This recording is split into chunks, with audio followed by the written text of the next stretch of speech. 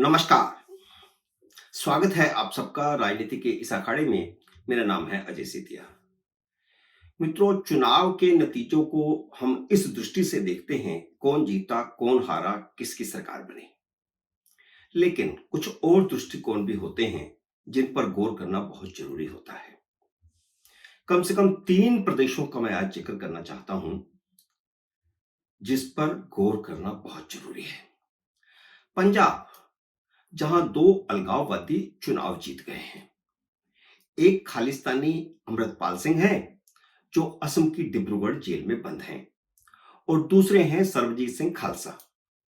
वह उस बेअंत सिंह के बेटे हैं जो इंदिरा गांधी का बॉडीगार्ड था और जिसने इंदिरा गांधी की उनके घर पर ही गोली मारकर हत्या कर दी थी। दूसरी तरफ जम्मू कश्मीर की बारामूला सीट से अब्दुल रशीद शेख जीता है, जो इंजीनियर रशीद के नाम से मशहूर है। 2019 से पहले उसे आप लोगों ने कई बार टीवी चैनलों की डिबेट में पाकिस्तान और आतंकवादियों के समर्थन में बोलते हुए जरूर देखा होगा। वह भी आतंकवादियों को फंडिंग के आरोप में 2019 से दिल्ली की तिहाड़ जेल में बंद है। तीसरा प्रदेश है तमिलनाडु, जहां अलगाववादी सिर उठा रहे हैं। चुनावों के दौरान तो तमिलनाडु से अलगाववाद की आवाजें उठती ही रहीं। दक्षिणी राज्यों को भारत से अलग करने की आवाज भी उठी थी। उसके बाद एक घटना ऐसी हो गई है कि जिसे नजरअंदाज नहीं किया जा सकता। चंडीगढ़ एयरपोर्ट पर कंगना रनौत को जिस महिला कुलविंदर कौर ने थप्पड़ मारा था, तमिलनाडु के एक संगठन फादर पेरियार द्रविड़ कशगम ने उसे सोने की अंगूठी से सम्मानित करने का फैसला किया है। तमिलनाडु की यह संस्था अलगाववाद की आवाज पहले भी उठाती रही है। यह संस्था दलितों और अल्पसंख्यकों को हिंदुओं और भारत के खिलाफ खड़ा करने का कोई मौका नहीं चूकती, और इसी के तहत ही कंगना रनौत को थप्पड़ मारने वाली कुलविंदर कौर को उन्होंने सोने की अंगूठी भेजने का फैसला किया है। कंगना को थप्पड़ मारने वाली कुलविंदर कौर को सिंगर विशाल ददलानी ने नौकरी दिलाने का वादा भी किया है। उन्होंने कहा है कि अगर उसकी सरकारी नौकरी जाती है तो वह उसे नौकरी दिलाएंगे। विशाल ददलानी आम आदमी पार्टी की टोपी पहन चुके हैं।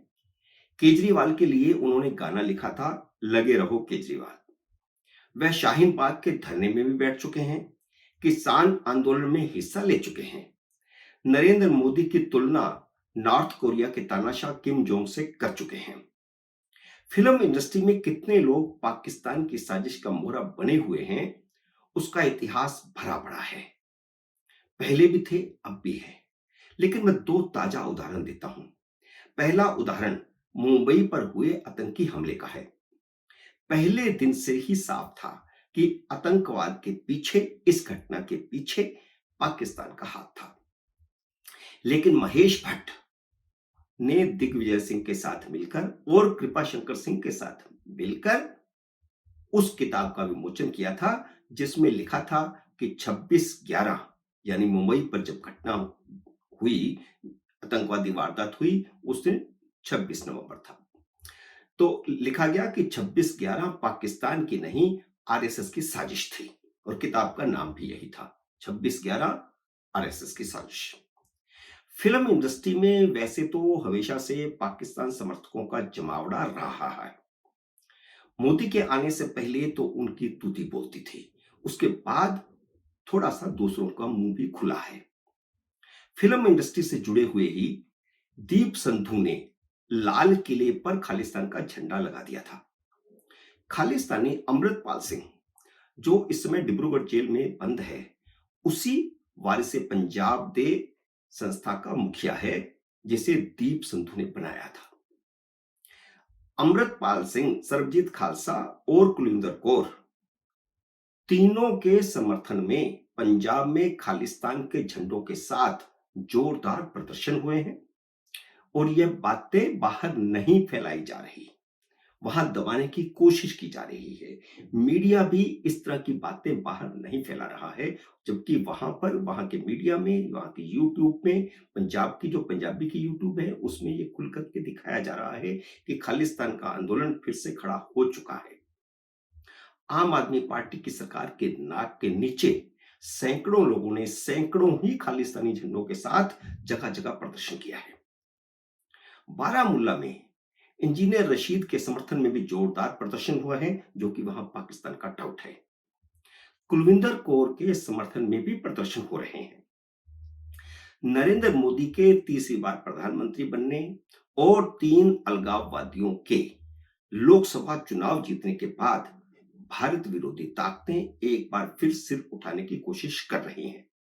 मोदी के पीएम बनने से जितनी निराशा इंडी अलायंस को है, उससे कहीं ज्यादा निराशा पाकिस्तान और चीन को है।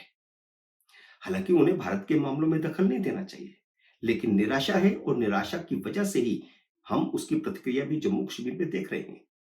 जम्मू कश्मीर में पिछले 72 घंटों में आतंकवाद की 3 वारदातें हो गई हैं। फारूक अब्दुल्ला ने राग पाकिस्तान शुरू कर दिया है। उनके बेटे उमर अब्दुल्ला को पाकिस्तान की तरफ से टेरर फंडिंग करने वाले इंजीनियर रशीद ने हरा दिया है। तो इशारा साफ है कि पाकिस्तान अब्दुल्ला परिवार से खुश नहीं है। पाकिस्तान को खुश करने के लिए वह फिर से पाकिस्तान से बातचीत की दुहाई देने लगे हैं।